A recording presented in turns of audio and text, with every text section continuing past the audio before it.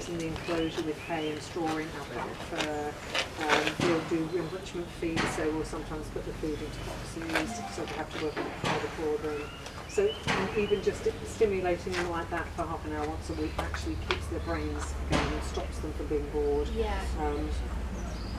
So we work very, very hard with that. People think our job's sitting around cuddling animals. It's not how I wish.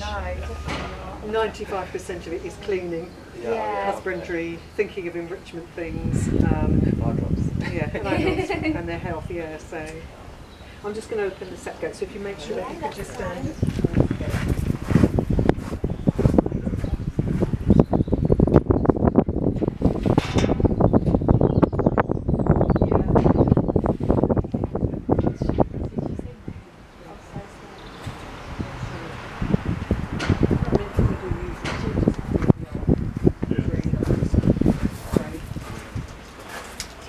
Okay, well I hope you enjoyed that. That was Thank you, amazing. Alina. Absolutely amazing.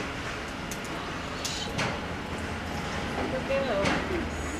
Yeah, I can't be bothered to chat for that. Okay. She is so gorgeous. She is gorgeous.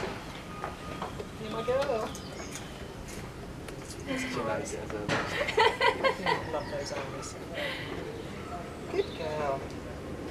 I was saying, you can go, it's more of like, as much as you want to hug and touch them, but as you say, like, it's not natural, and it frustrates me when you go to Thailand and you go to places where you could, it's not fair, because they sedate them, don't they? Yes, they're all It's done. not fair. Because no wild tiger is going to let you sit next to it and then No. be all over and take your photograph. Exactly. Not only are they drugged, they're